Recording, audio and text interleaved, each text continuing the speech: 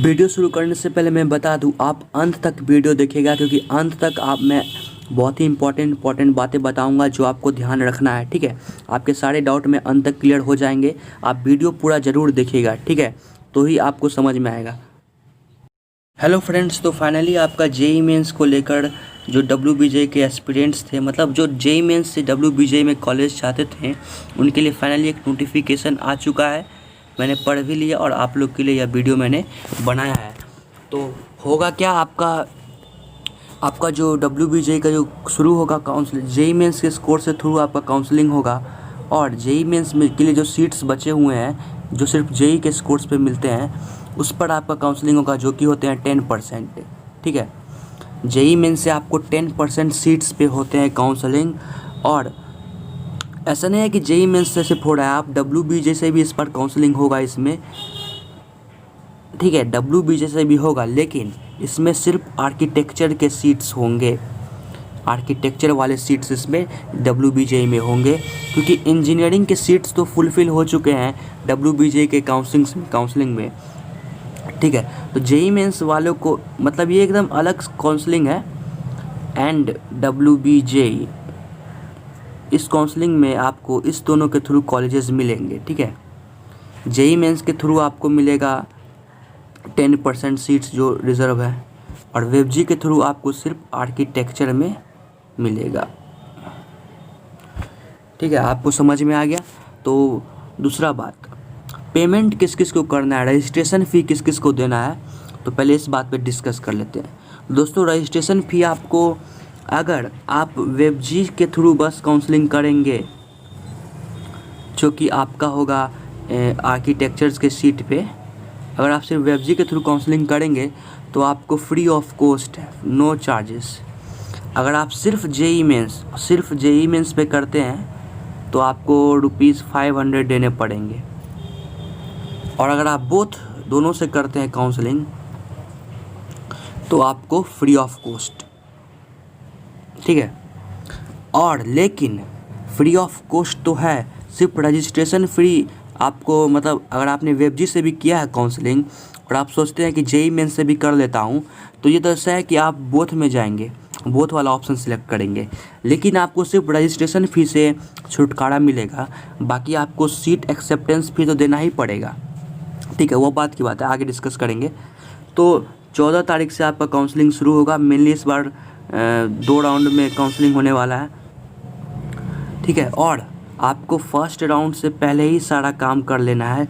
आपको रजिस्ट्रेशन कर लेना है, आपको चॉइस पे क्या कहते हैं, डॉक्यूमेंट अपलोड कर देना है, और चॉइस फिलिंग कर देना है। मतलब रजिस्ट्रेशन आपको इस बार फर्स्ट राउंड में ही से पहले ही कर लेना है, फर्स्ट राउंड के दौरान ही कर लेना है, जो कि आपका 14 अक्टूबर से शुरू होने वाला है। और सीट अलॉटमेंट में आपको ऑप्शन रहेगा अपग्रेड का या फ्रीज का। तो दोनों केसेस में आपको पेमेंट देने पड़ेंगे, या तो 40,000 या 5,000। 40,000 अगर आपको प्राइवेट कॉलेजेस मिले हैं, एंड 5,000 अगर आपको गवर्नमेंट कॉलेजेस मिले हैं।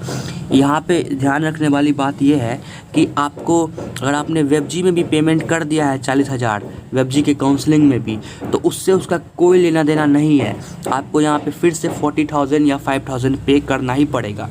और कोई भी अमाउंट अगर रिफंडेबल होगा तो वो डायरेक्ट आपके बैंक में ट्रांसफ़र कर दिया जाएगा, तो वो रिफ़ंड हो जाएगा। ठीक है, और दूसरा बात,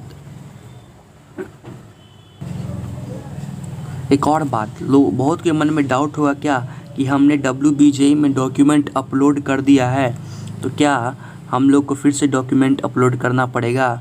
तो पहला बात कि आपको मैं बता दूं कि WBJ का काउंसलिंग और ये जो जेई मेंस एंड WBJ दोनों के थ्रू जो काउंसलिंग होगा, ये दोनों अलग अलग है, दोनों अलग अलग लिंक पे आपको इसके काउंसलिंग होंगे। ठीक है, तो दोनों आपने पहले अगर डॉक्यूमेंट अपलोड कर दिया तो कोई दिक्कत नहीं, लेकिन अगर आप इसमें फिर से काउंसलिंग लेने में इसमें हिस्सा लेना चाहते हैं काउंसलिंग में, तो आपको फिर से डॉक्यूमेंट अपलोड करना ही पड़ेगा, चाहे आप WBJ के थ्रू ले रहे हैं या जेई मेंस के थ्रू ले रहे हैं या बोथ के थ्रू, यानी कि दोनों के थ्रू ले रहे हैं। WBJ में तो आपको सिर्फ आर्किटेक्चर्स के सीट्स पे हो रहा है, क्योंकि इंजीनियरिंग के सीट्स फुलफिल हो चुके होंगे, मतलब इंजीनियरिंग के सीट्स पे पहले ही हो चुका है काउंसलिंग। और ठीक है। तो डॉक्यूमेंट आपको फिर से अपलोड करना पड़ेगा क्योंकि ये नया रजिस्ट्रेशन है, ठीक है। ये सेपरेट रजिस्ट्रेशन है जो वेबजी और जेईई मेंस दोनों को एक्सेप्ट कर रहा है। अभी जो रजिस्ट्रेशन हो रहा था, अभी जो काउंसलिंग हो रहा था वो सिर्फ WBJ को एक्सेप्ट कर रहा था, लेकिन ये जो रजिस्ट्रेशन है वो दोनों को एक्सेप्ट कर रहा है। तो आपको डाउट क्लियर हो जाएगा कि डॉक्यूमेंट आपको फिर से अपलोड करना ही पड़ेगा। चलिए और आगे बढ़ते हैं वीडियो। तो जब फर्स्ट राउंड कंप्लीट हो जाएगा हमारा, तो सेकेंड राउंड में 2 ही तरह के बच्चे मिलेंगे हमें। पहला, या तो उनको फर्स्ट राउंड में कोई भी सीट नहीं मिला था, ठीक है, उनका फर्स्ट राउंड में अलॉटमेंट ही उनको नहीं मिला था, या वो जिनको फर्स्ट राउंड में अलॉटमेंट मिला था और उन्होंने अपग्रेडेशन पे मार दिया, ठीक है। फर्स्ट राउंड में या तो किसी बच्चे को कोई सीट्स नहीं मिला था या उन्होंने अपग्रेडेशन पे मार दिया एक्सेप्ट करके। बाकी जो बच्चे हैं, जैसा कि ऑफिशियल नोटिफिकेशन में लिखा हुआ है कि यही दोनों कैटेगरी के बच्चे कंसिडर्ड किए जाएंगे राउंड 2 में, और जो रेस्ट बच्चे हैं जिनको सीट मिला था उन्होंने कुछ नहीं किया, उनको आगे के राउंड में हिस्सा शायद नहीं लेने दिया जाएगा, ठीक है।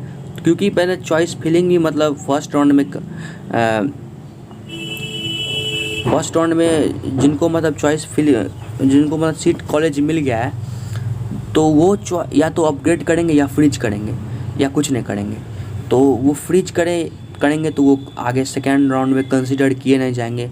वो अगर अपग्रेडेशन करते हैं तो वो सेकेंड राउंड में पहुंच जाएंगे, या अगर उनको कोई अलॉटमेंट मिलता ही नहीं है फर्स्ट राउंड में तो वो सेकेंड राउंड में मॉडिफाई कर सकते हैं, ठीक है। तो बाकी जो फर्स्ट राउंड में जिनको सीट मिला है लेकिन उन्होंने कुछ किया ही नहीं, तो वो कंसिडर नहीं किए जाएंगे सेकेंड राउंड में। तो आई होप आपको ये डाउट क्लियर हो गया होगा। और दूसरा बात है विड्रॉल का। तो विड्रॉल का भी ऑप्शन रहेगा आपके पास, और विड्रॉल जब आप ले लेंगे तो आप दोबारा किसी भी काउंसलिंग के राउंड में आप हिस्सा नहीं ले पाएंगे। आप काउंसलिंग से ही बाहर हो जाएंगे एक बार अगर आपने विड्रॉल ले लिया है तो।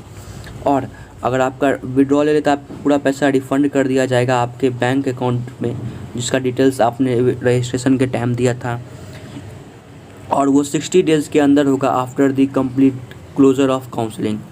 यानी 28 अक्टूबर तक काउंसलिंग ख़त्म होगा, 28 अक्टूबर से 60 डेज़ के अंदर आपको पैसा रिफ़ंड कर दिया जाएगा अगर आपका बैंक डिटेल्स सही से फिलअप किया हुआ है तो। एक और बात, इस वीडियो को मैं पूरा डाउट क्लियर कर देता हूँ आपका। एक और बात है कि डिजी लॉकर आपने सुना होगा, डिजी लॉकर से जो आपका डॉक्यूमेंट है वो भी इस बार एक्सेप्टेबल है। डिजी लॉकर, अगर आपका मार्कशीट नहीं है 12th का आपके पास, तो आप डिजी लॉकर से आप प्रिंट आउट करा सकते हैं अपने मार्कशीट को या 10th के मार्कशीट को या माइग्रेशन सर्टिफिकेट को, कुछ भी को, और उसको आप डिजी लॉकर से उसको आप अपलोड कर सकते हैं, उसमें कोई दिक्कत नहीं है, ठीक है। और जिनके पास 2 मार्कशीट है, यानी फॉर एग्जांपल जिन बच्चों के पास इम्प्रूवमेंट वाला मार्कशीट भी है और पहले वाला भी मार्कशीट है, जैसे 12th में किसी ने इम्प्रूवमेंट दिया था तो उसके पास 12th का और पहले वाला मार्कशीट होगा और एक इम्प्रूवमेंट वाला मार्कशीट होगा। उन बच्चों को दोनों डॉक्यूमेंट्स अपलोड करने हैं, ठीक है। PDF में दोनों बना के PDF में अपलोड करने उनको, अदरवाइज़ बाद में आपको दिक्कत हो सकता है। और किसी अदर सोर्सेज से अगर आपने डॉक्यूमेंट लिया है तो आपको स्कूल से स्टैम्प करवाना पड़ेगा कि मैं इस स्कूल में पढ़ता हूँ, ताकि आपको तभी आप अपलोड कीजिए, अदरवाइज़ हो सकता है रिजेक्ट भी हो जाएगा डॉक्यूमेंट। एक और बात, जेईई मेंस कैंडिडेट वालों के लिए जो भी जेईई मेंस से सिर्फ जेईई मेंस से करना चाहते हैं, जो सिर्फ जेईई मेंस से करेंगे काउंसलिंग, उनके लिए कोई भी मतलब कोटा नहीं है, वो सिर्फ जनरल में माने जाएंगे, वो सिर्फ जनरल में माने जाएंगे जो सिर्फ जेईई मेंस से काउंसलिंग करेंगे। उसके अलावा जो वेबजी से करेंगे या दोनों से करेंगे उनके लिए कोटा है, OBC है, मतलब OBC हुआ, SC ST Kota, TFW Kota, वो सब है। लेकिन अगर आप सिर्फ जेईई मेंस से काउंसलिंग करेंगे तो आपके लिए सिर्फ जनरल में आप गिने जाएंगे, ठीक है। तो ये थे कुछ इन्फॉर्मेशन जो WBJ जो के काउंसलिंग होंगे जेईई मेंस के थ्रू, ठीक है, जिसका मैंने सोचा आपको बताना चाहिए। तो वीडियो अच्छा लगा हो तो वीडियो को लाइक कीजिए, साथ ही चैनल को सब्सक्राइब कीजिए और बेल आइकन को ज़रूर दबाइए ऐसे ही नोटिफिकेशन के लिए। तब तक के लिए धन्यवाद।